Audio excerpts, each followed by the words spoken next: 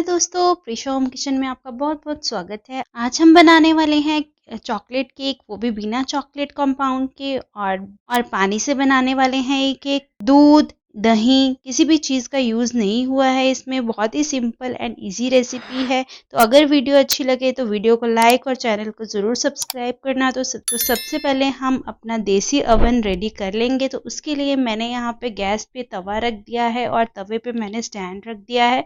उसके ऊपर पतीले से उसको अच्छे से कवर करके 10 मिनट के लिए हम इसको गर्म होने के लिए रख देंगे। जब तक ये अच्छे से गर्म हो रहा है तब तक हम एक बाउल ले लेंगे और बाउल में हम रखेंगे छन्नी। सबसे पहले हम इसके ड्राई इंग्रेडिएंट्स बना लेंगे।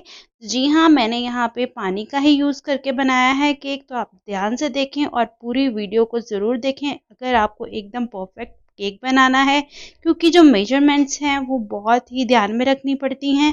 1 कप प्लस 2 चम्मच मैंने यहाँ पे मैदा के लिए हैं, इसको छान लिया है। फिर मैंने 1/4 कप यहाँ पे कोको पाउडर का लिया है। तो यहाँ पे 1 टीस्पून हम डाल देंगे बेकिंग पाउडर। टीस्पून डालना है छोटा चम्मच, और आधा छोटा चम्मच हमें डालना है बेकिंग सोडा का।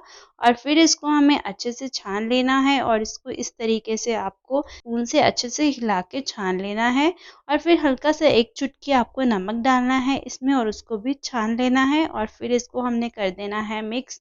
तो ड्राई इंग्रेडिएंट्स को पहले ही बनाना होता है, क्योंकि अगर आप पहले वेट को बनाओगे और फिर ड्राई मिक्स करोगे तो आपका जो केक का बैटर है, अगर आपको देरी हो जाती है रखने में तो फिर वो अच्छे से फूलता नहीं है। तो फिर अब हम यहाँ पे पानी का यूज़ करने वाले हैं। तो यहाँ पे मैं लूँगी 3/4 कप, मैंने यहाँ पे पानी लिया है।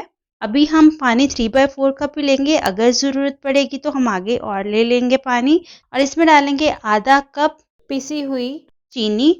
फिर थोड़ा सा वनीला एसेंस हम इसमें डाल देंगे और साथ में ही 1/4 कप आपको ऑयल डालना है। तो मैंने यहाँ पे सनफ्लावर ऑयल का यूज़ किया है, जो कि फ्लेवरलेस होता है। तो उसको अच्छे से हम मिक्स कर लेंगे। 30 सेकेंड्स के लिए आपको इसको अच्छे से मिक्स कर लेना है, ताकि ये बहुत ही अच्छे से इसकी चीनी और ऑयल मिक्स हो जाए पानी में।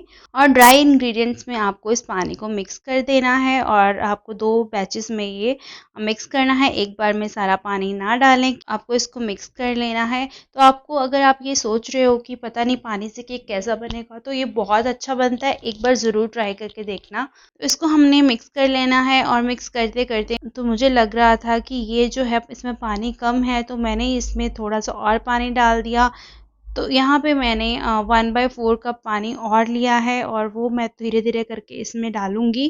तो टोटल जो आप पानी है ना, आप कह सकते हो कि 1 कप पानी का हमने यूज़ किया है। तो इतने मैदा के लिए मैंने यहाँ पे टोटल 1 कप पानी का यूज़ किया है। तो ये जो पानी मैंने लिया था वो मैंने सारा यहाँ पे डाल दिया है और इसको अच्छे से आपको विस्क कर लेना है। पर ज़ोर से इसको फेंटना नहीं है, नहीं तो आपका केक जो है वो बीच में से बैठ जाएगा। तो देखिए बैटर कितना अच्छा बन गया है, ऐसा ही रिबन कंसिस्टेंसी का बैटर चाहिए हमें। और अब मैंने यहाँ पे ना टिन पहले ही रेडी करके रख लिया था, इसमें नीचे बटर पेपर लगा के आप पहले ही रख लें। फिर मैंने इसमें अभी यहाँ पे मैं डालूंगी 2 चम्मच, छोटे चम्मच मैंने यहाँ पे यूज़ किए हैं। 2 छोटे चम्मच इसमें डालूंगी विनेगर। तो ये वाइट विनेगर है, जिसको आप सिरका भी बोलते हैं, ये ज़रूर ऐड करें। इससे जो आपका केक है एकदम हल्का बनता है और एकदम फ्लफ़ी बनता है, सुपर सॉफ्ट एंड स्पॉन्जी बनता है।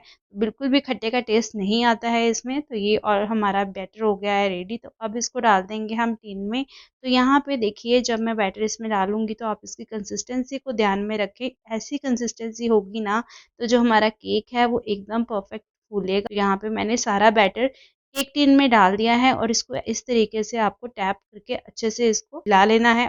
और फिर जो तवा रखा था हमने गर्म होने के लिए, तो उस पे हम रख देंगे हमारा बैटर वाला टिन।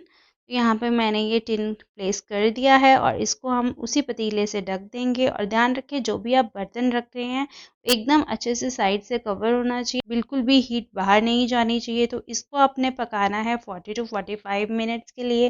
तो मैंने इसको 45 मिनट्स के बाद जब चेक किया तो ये बिल्कुल अच्छे से हो चुका था। मैंने बीच में इसको बिल्कुल भी नहीं उठाया है, आपको भी इसको बीच में चेक नहीं करना है। आपको 40 मिनट्स के बाद आप इसको एक बार ऐसे उठा के देख लें और इसको टूथपिक की हेल्प से चेक कर लें। तो देखिए एकदम क्लियर आई है टूथपिक, मतलब ये बहुत ही अच्छे से फूल चुका है। तो हम इसको रख देंगे ठंडा होने के लिए। देखिए इसमें हमने कोई दूध या दही का यूज़ नहीं किया है। जब तक ये ठंडा हो रहा है तब तक हम इसका जो गनाश है वो बना लेते हैं। जैसे मैंने आपको बोला यहाँ पे चॉकलेट कंपाउंड का यूज़ नहीं किया है, तो नीचे पानी रख के पैन में ऊपर मैंने एक बाउल रख दिया है, उसमें मैंने 2 चम्मच बटर के डाले हैं। बटर आपको फ्लेवरलेस लेना है, मतलब जिसमें सॉल्ट ना हो वो वाला बटर आपको लेना है और इसको मेल्ट कर लेना है। फिर इसमें 4 चम्मच हमने चीनी डाल देनी है, क्योंकि मैं इसमें 2 चम्मच कोको पाउडर के डाल रही हूँ, तो मतलब अगर 2 चम्मच कोको पाउडर है तो आपको 4 चम्मच यहाँ पे चीनी के डालने हैं। तो 2 चम्मच कोको पाउडर को डाल के हम इसको अच्छे से मिक्स कर लेंगे और आपको इसको गनाश को बनाना है तो इसको 1 मिनट के लिए आपको अच्छे से मिक्स करना है, ताकि जो चीनी है वो अच्छे से इसमें मिक्स हो जाए। तो यहाँ पे हमारा जो गनाश है वो बन के हो गया है रेडी। तो अब इसको ठंडा होने के लिए रख दूँगी मैं। तब तक हमारा केक भी ठंडा हो गया है। अब इसको हम डीमोल्ड कर लेते हैं। देखिए कितनी आसानी से डीमोल्ड हो गया, बिल्कुल भी नहीं चिपका था ये। इसको कर लिया है डीमोल्ड। तो ये देखिए कितने अच्छे से ये नीचे से भी पक चुका है और कितना ही फ्लफी बना है। अब मैं इसकी ऊपर वाली लेयर को मैं कट कर दूँगी। तो ये मैं जो आपको केक बता रही हूँ ना, ये बिल्कुल ही आसान तरीके से बना रही हूँ। जो बिगनर्स हैं वो बहुत ही आसानी से इसको बना लेंगे।